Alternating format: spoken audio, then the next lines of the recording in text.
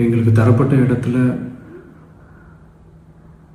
நாங்கள் போய் அந்த அந்த ஸ்பாட்டில் நின்று நாங்கள் பேசிட்டு வந்தோம். அதை தாண்டி எந்த தவறும் எங்கள் சைடில் நாங்கள் எதுவுமே செய்யலை.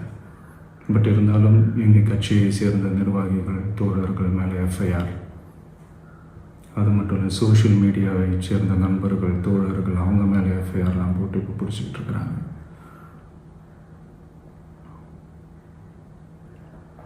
சிஎம் சார்,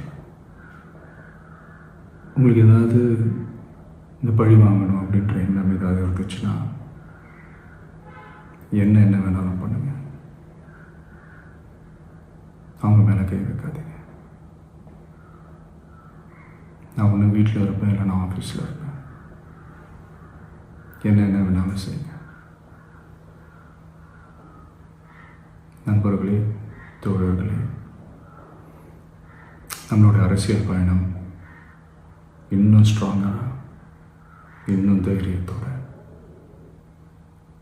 கண்டினியூ ஆகும்.